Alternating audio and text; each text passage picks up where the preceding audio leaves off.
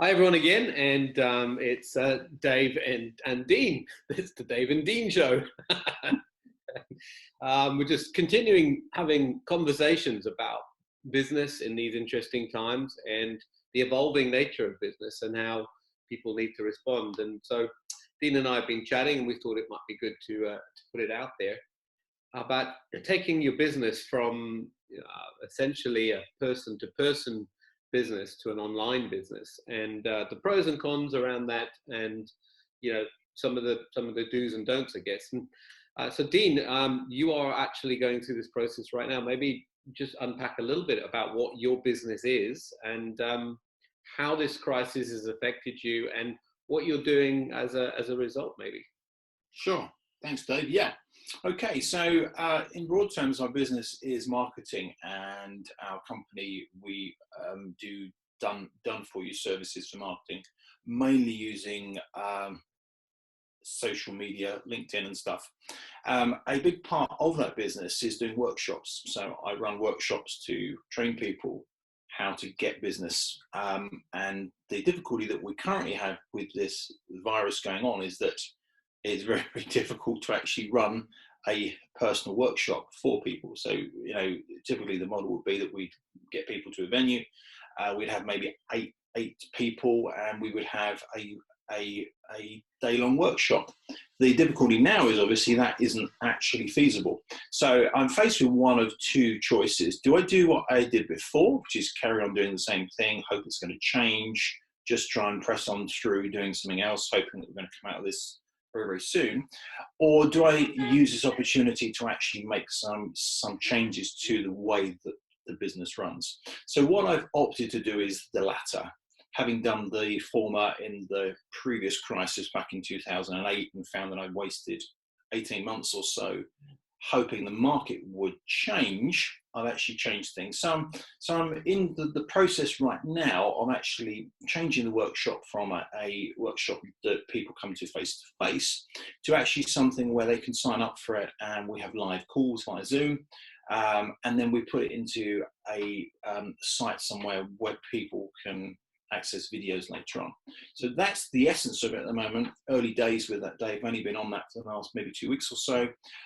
So there's lots of time and energy spent building systems, building websites, building, if you like, funnels for that. So that's where we're at the moment.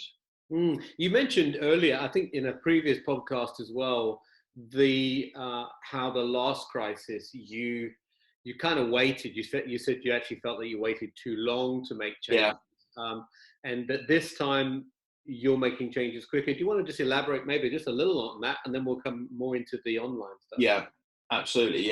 Yes. So I think the thing is, what happens is when you come into a crisis, we all hope that the crisis won't last long at all. We're hoping it will last days, possibly weeks, but normally what tends to happen is it lasts much, much longer than that.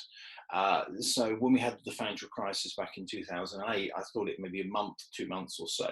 So you kind of go from month to month hoping this month things will change. And I think it was actually a good 12 months in that I'd realised actually this is not going to change anytime soon. So actually doing the same old thing, hoping for something different from it, just won't happen. So this time I'm kind of ready for this. I've kind of realised that can happen. Things can take longer. Obviously, we're all hoping this virus clears up soon, but I think that economically we could be looking at a fairly long time period for that. So rather than me waiting for venues to be open again, I'm actually trying to jump on it more and turn this into an online course. And I think what kind of crises like this do, they kind of force you to think about things that you might not normally think about because you're busy doing stuff. Sometimes having this time out gives you a chance to really look at, is this the best way to do business? And I'm quite thankful for the fact that I am making the changes, because I think even in a buoyant market anyway, what I'm looking to try and do is a better model overall. So so it's positive. So it's interesting, in a time of crisis, it focuses you on what is the real essence of my business, what can we strip away and what can't we strip away? It's the 80-20 rule, I guess. Yeah, exactly. At work again. So let's think about this. You usually have these meetings where people come and you spend, I think, a whole day, if I remember rightly now, with them. You're getting to know them. There's a lot of interaction. There's a lot of time. So you build up a lot of rapport with your potential clients. And of course, trust is transferred, and that usually translates into a sale or into a client. Let's talk about how do we transfer some of those skills then into an online environment? How do we transfer a level of trust, a level of rapport? How is there a way of getting a similar kind of feeling or response or outcome as there is with a real, a meeting with we're all in the same room? Sure. Yeah. I think ultimately there's no real way that you could ever beat being with somebody physically face to face.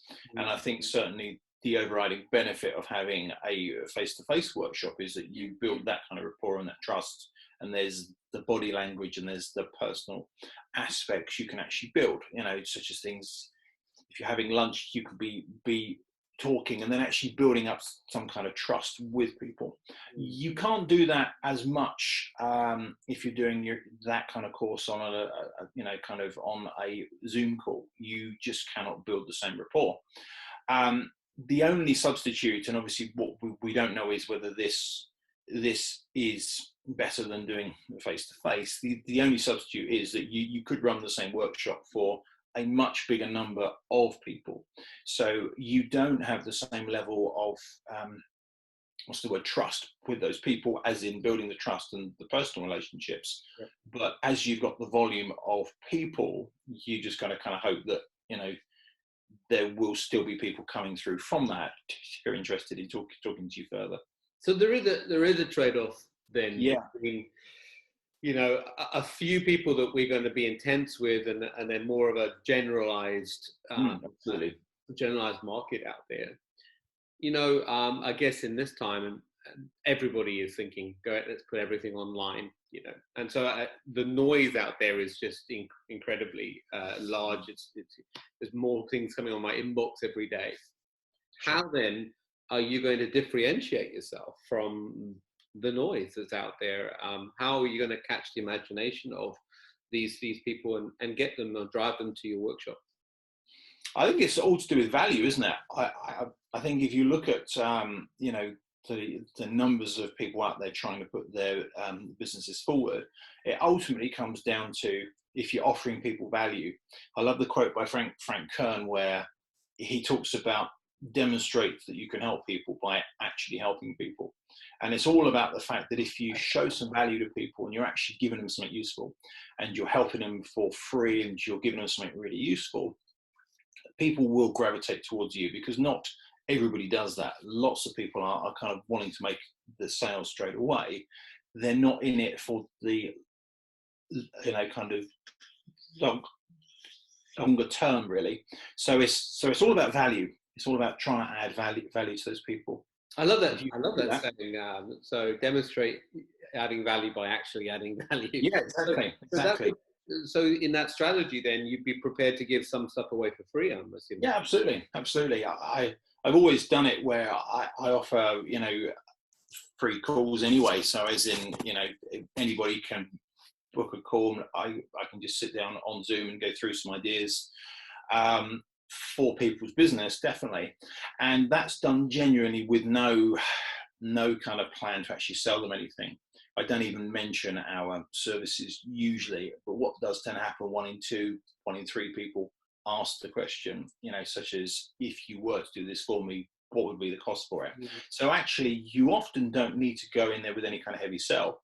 You just got to add some value. And if you add some value, people feel that they like you and they will trust you and they want you to help them. That's interesting. Years ago, when I was selling on the road, selling a product, I adopted the strategy that I would just visit people and have a cup of coffee, get to know who their names were, their families, the dogs' names, etc., and not sell. My intention was not to sell. But throughout the course of the conversation, evidently we would talk a little bit about what my product would do or could do, or what that person's issues were. And sometimes we would be solving issues that were totally unrelated to the thing that I was actually selling. The knock-on effect, though, was it built trust, and they, when they were in times of need, they immediately knew who to call. You know. Yeah, absolutely. And I know in the old days when I was involved in some churches, we had a saying that we would just wanted to be on the street enough times that if anyone did want to come to a church or was looking for a church, they would remember this name, you know. Yeah, definitely. And I really love that. I think that's a thought that we could certainly draw a line under and leave our listeners with is, you know, if you want to demonstrate value, then actually demonstrate some value. You know. That's right. A couple of things from today, which I think maybe we can elaborate on our next podcast. It's firstly, you're saying you've responded quickly or quicker this time. Yeah. You're not waiting for change. You've just got on and done it. You've looked at your business and said, what is the core issues, principles of my business? What can I tear apart? And what can I reimagine, as in moving a meeting from a physical meeting to an online meeting with all of it. And maybe when we interview in the next, well, you could take us on this journey as you change your business from one state to another. That would be really helpful. Sure, yeah, absolutely. That'd be good. Dean, thanks for your time again today, and we're enjoying being on this journey with you, and how this crisis is evolving your business, and we hope it's been helpful to everyone else. We'll chat soon. Thanks, Dave.